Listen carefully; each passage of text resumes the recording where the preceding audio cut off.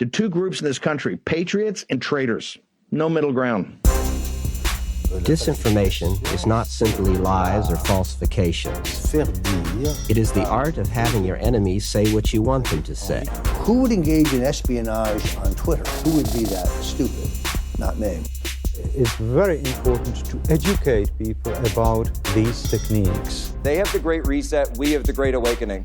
Another type of active measure is the agent of influence. And why shouldn't I root for Russia, which I am? You know, it's very hard for journalists to accept that this has been going on. What do you get your opinions from? TV? Disinformation is actually a deliberately distorted or manipulated information that is leaked into the communication system of the opponent with the expectation that it would be accepted as genuine information and influence either the decision-making process, for example, or to influence or manipulate public opinion. I want to see these people go through misery because of their grooming against our children. Some questions remain unanswered. What is the effect of all these active measures? I did nothing wrong. Welcome to a premium episode of the Did Nothing Wrong podcast, where we cut through the noise and help you make sense of the chaotic information space around us. I'm Griff Somke. And I'm Jay McKenzie. On this premium episode of the Did Nothing Wrong podcast, we're joined by journalist Robert Silverman as we talk about Richard Hanania and his racist past and present, as well as Nick Fuentes' latest pathetic attempt to get back on Twitter, and the bizarre hatred for the U.S. women's national soccer team by the right wing. Stick around. Nice to talk to you gentlemen tonight. How's everything going out there in Brooklyn, Robert? Going good. We're doing a little late night recording here. And as you all know, once the clock ticks after 10, it gets a little blue. Yeah. I can't tell where Silverman is. I think he might be at a airport restroom. It's not very, clear. Very dark. It's very dark. There's some art on the wall, but it looks... I think it looks generic. I can't even tell. We don't really know what's going on. It's a map of Italy. Oh, okay. Oh, so you're in the first class bathroom, I see. Look, like Bane, I was born in the dark. Oh, well, hey, speaking of dark and people who just aren't into that, Richard Hanania. Wow. Can we get a group consensus here? How do we pronounce his name? Someone said it's like Melania, so it is Richard Hanania. Hanania? I heard Hanania. Okay. Yes. Richard Hanania, who at one point used to post on various alt-right sites. With his incredibly clever pen name. Mm-hmm. Richard Hosty.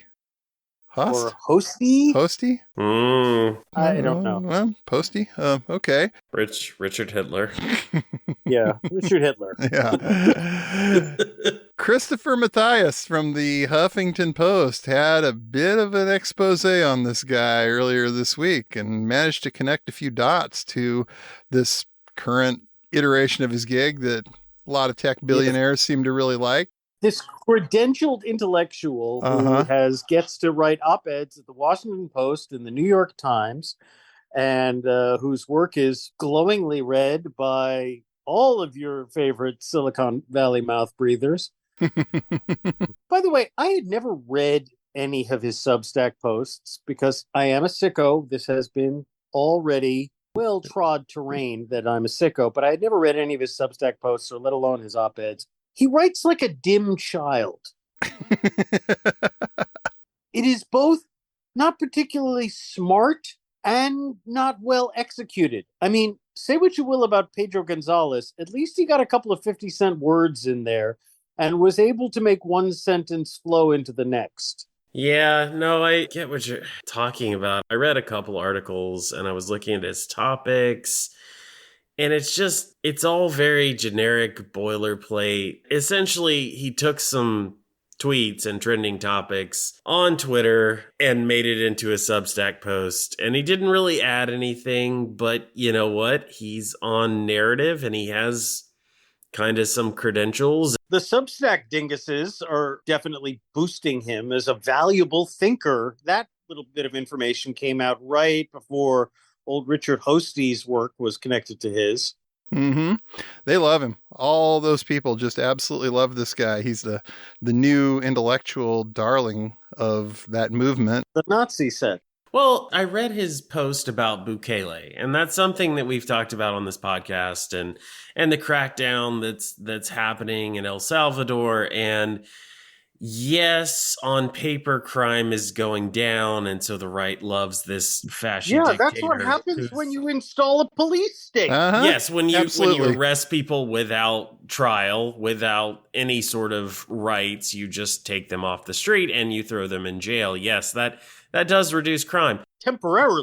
Temporarily, yes. And we have a whole episode on this, and please go back and listen to it if you would like. Yeah, one thing I know about that is that it generated one of the highest troll responses of almost anything we've ever done. When we published that, we got a whole lot of Bukele fans that just kind of happened to come out of the woodwork about that, and they were not happy. They were not. And some of them you couldn't tell. Are they MAGA? Are they Bukele? Where was the line? Because he was going on Tucker Carlson back when that was a thing. Back when Tucker had a show on TV.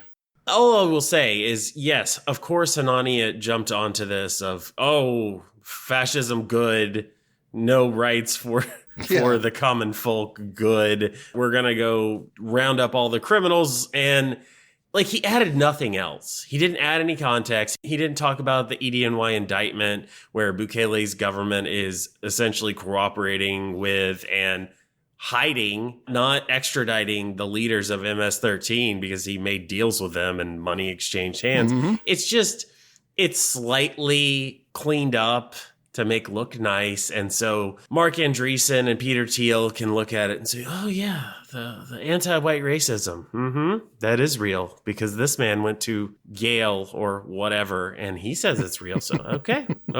He went to UCLA. He did not go to Yale. He's not an Ivy League white nationalist, but he did get a graduate. He did get a PhD. He finished a dissertation. Congrats to him.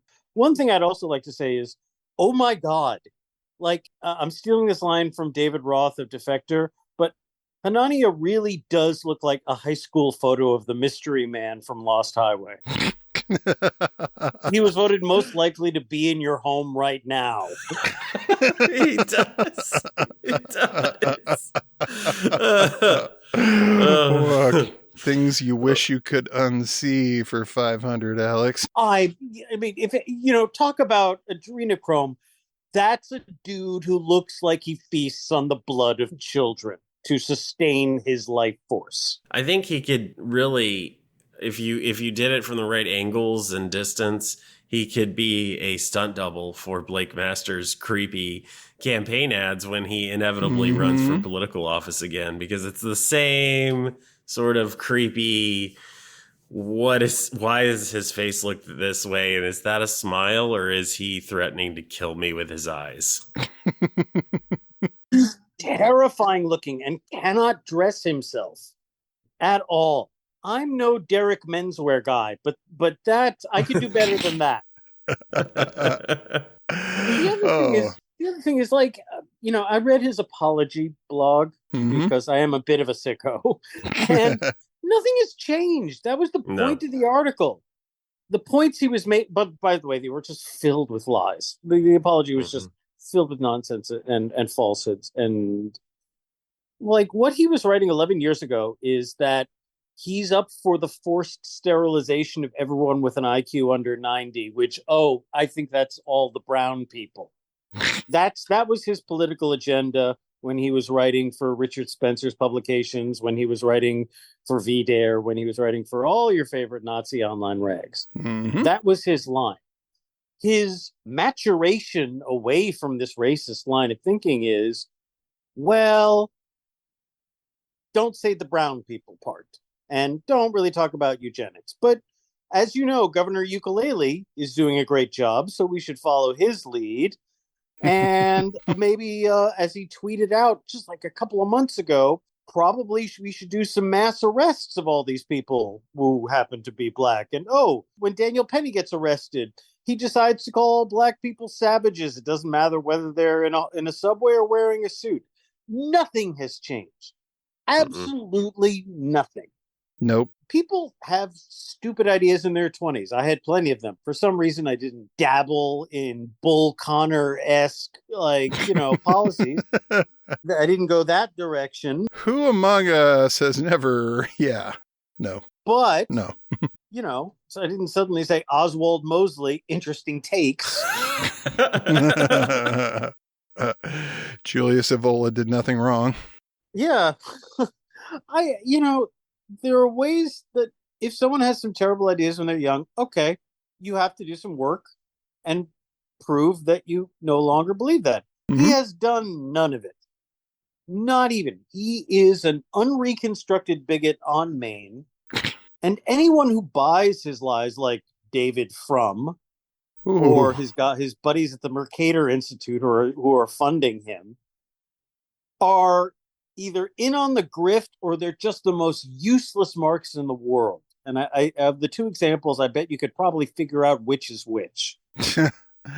Yeah, I mean, that's a real tough call some days, but, I think I may just have to go with option A on that one, because these are not stupid people, and they're acting quite stupid when it comes to this guy. I mean, I dropped this in the chat, but he's really enjoying this. Oh, yeah, he really is. He is loving all of the people who are hating him, and he claimed in a post this evening that he's getting all these job offers. So, whoops, sorry if I can't respond to your DMs. I'll get back to you soon. Okay, thanks, bye. Jay, is he lying about that? No, he's not. Well, he needs some work now because Bari Weiss actually dropped him from her faux unaccredited anti-woke school. She canceled him. Bari Weiss canceled him. What of the free exchange of ideas, Wari Weiss? What of it? There we go, bowing to the woke mob again. With their free speech. Yeah, I think he's getting job offers. I don't know that it's that many, but are people reaching out? He's collecting a lot of paychecks. Mm-hmm. His little shop, the Center for the Study of Partisanship and Ideology. And by the way, the next time you hear a similarly anodyne named think tank, run for the hills because they're all evil. He's getting cash from that. He's getting cash from being on the lecture circuit. He was certainly getting paid for whatever this gig at Stanford is, which I don't know if it's been officially killed as of yet. He's got a lot of sources of income. He's got a book with HarperCollins that I'm sure he got a nice advance for. I don't think you have to worry about how old Tricky Dick H is paying the rent. Well, and this was a very, very good takedown. You have been listening to a sample of a premium episode of the Did Nothing Wrong podcast. For just $5 a month, you'll get access to this episode, as well as a new one every week and our entire library of premium episodes. Head on over to didnothingwrongpod.com/subscribe to sign up today. Thanks again for your support. We couldn't do it without you.